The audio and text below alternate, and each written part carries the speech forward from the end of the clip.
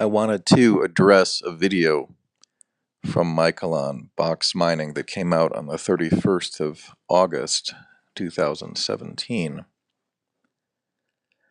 in which he addresses the combination of three things.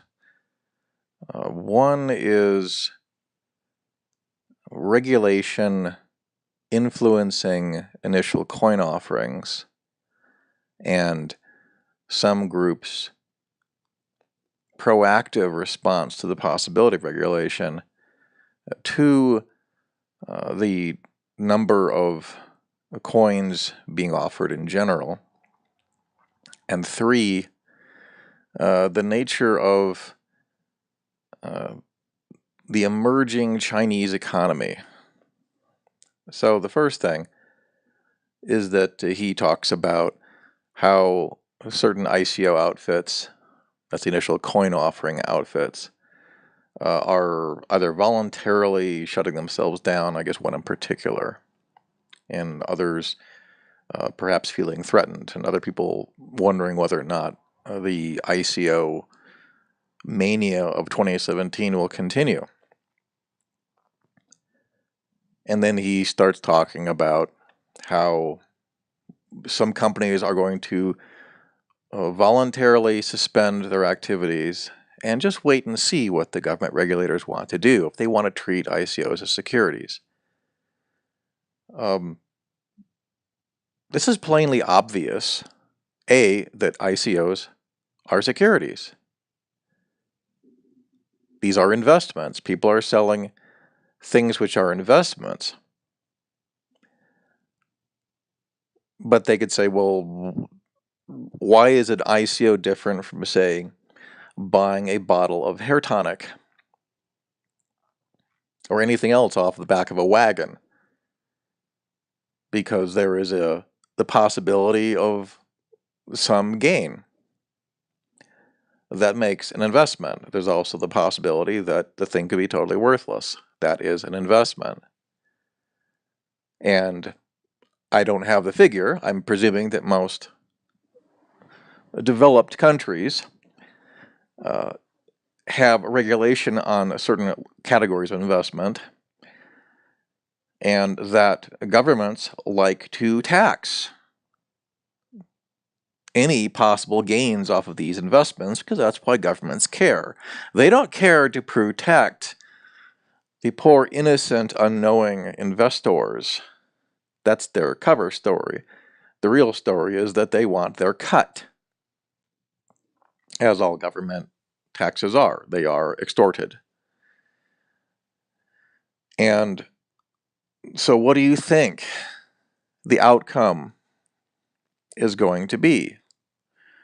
That they get the proverbial camel's nose under the tent, and they can start establishing precedent to somehow figure out how to take a cut of the gain of a coin sale, or they figure out how to track the purchase price of a coin sale, that they can then figure out later on how to then tax the gains, either at the sale of that coin or, gosh, all the way along while the some coins actually start exploding, right?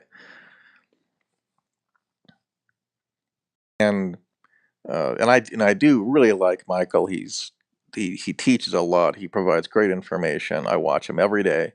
I'm a little bit puzzled by what he's projecting as a naivete about what governments do. That they're out for money, period. And the regulation is not to protect anybody. So he kind of smiles about it, but it's nothing really to smile about, because the nature of the ICO world is the free peoples of the world moving from corrupt fiat currencies into a combination of great and possibly worthless cryptocurrencies, trying to find a better store of value for the future that may let those peoples decide how much they want to pay tax to their government versus having their government own and control the production of money and therefore can just take it whenever they want it because it's all traceable. The second point has to do with the nature of investment, and that is Michael talks about, well, there's so many cryptocurrencies and there's so many of these coins, and he says there's way too many ICOs. Well, according to who? I know Michael loves this world, but based inside that conversation is a judgment that, well, there's only so many things that are good and there's too many more things are bad.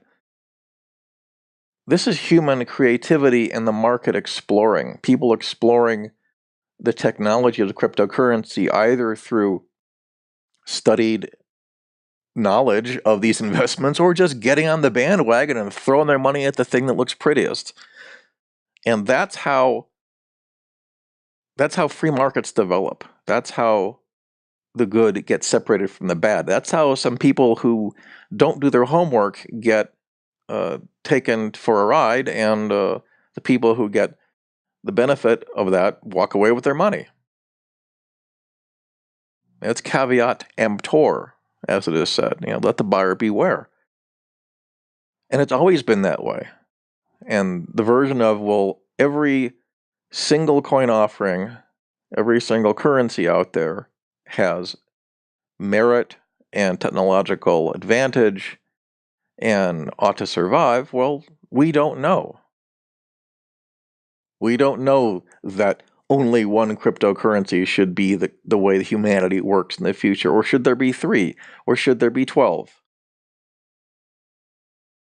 Now, we can guess that it probably won't be 100, and that most of the ones we see on the crypto sheets these days and tracking their prices, just like the penny stocks on the over-the-counter market, a lot of them aren't going to exist in a few years. Oh, and by the way, in the U.S. stock market, the history is that for most stocks, their lifetime, I believe, is 7 years. Right? So there's longevity for you. And it's okay for people to lose money, and it's okay for some people to have skyrocketing profits, and there's okay for there to be a great big middle of people who come in later in the game who want to just store money and have some kind of decent appreciation. That's the nature of investment as it is. It's just in the crypto space, it is the Wild West. It is advancing beyond government's ability even to recognize or respond, which makes it all the more exciting and more innovative for the future of mankind, as I've written. The third thing has to do with the nature of the Chinese marketplace. And of course, Michael can speak to this with great skill and great knowledge since he speaks the language and is very familiar with the culture and goes there and everything. And we have seen over the years that as the central government of China has permitted the inevitable ingenuity of those folks to start producing and start competing sort of kind of in the rest of the world, but at least providing objective amounts of product to the rest of the world and getting money in return, that there have been several scandals. If it's not pet food, if it's not the milk situation he talked about, if it's not the certain poisonous components of child's toys, that we see in that market both the positive aspect of free market craziness and daring, coupled with an unfortunate lack of moral responsibility to their fellow men. And when he says, well, China is just crazy. Well, it's crazy because you're coming from a people who've been under the thumb of an oppressive dictatorship for decades and decades. And before that, a series of disruptive feudal societies, domination by the Japanese, terrible famine conditions, and all sorts of just a very violent and crazy history in that area we call China, and the various peoples who've been caught up underneath that umbrella. So we see that in this case, lots of evil can be ascribed to free markets because these people in the areas that we've seen them do very bad things operate very poorly in the terms of moral sense. That we cannot trust products and our services from China because they might be bad, as he says, and you have to be careful. And that they're subject to lots of hype, and they have a great need of hope for escaping their government, and they have a great need for raising their personal situation after being traditionally quite impoverished for a long time. And the difference between China and the European Western-based cultures is that there is a built-in moral imperative that one is voluntarily exchanging good for good, and also one is not defrauding the other party in that voluntary exchange. And unfortunately, in the Chinese market, that secondary and very important aspect of free exchange is the one that gets given short shrift. That you cannot defraud about the quality of a product or service, else the free exchange is actually a crime. And they're going to need to learn that. And I'm going to have to do some research into this because I'm only going on what I have read about these scandals in the Chinese market and what Michael's been talking about. But I think he's underlining it. And I think it's very important to separate why one free market is different than the other free market.